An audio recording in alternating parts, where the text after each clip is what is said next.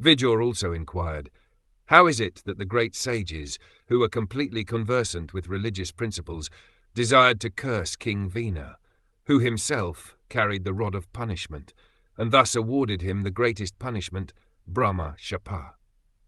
It is understood that the king is able to give punishment to everyone, but in this case it appears that the great sages punished him.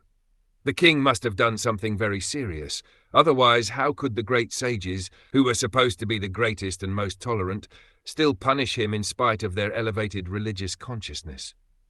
It appears also that the king was not independent of the Brahminical culture. Above the king was the control of the Brahmans, and if needed the Brahmans would dethrone the king or kill him, not with any weapon, but with the mantra of a Brahmashapa. The Brahmanas were so powerful that simply by their cursing one would immediately die.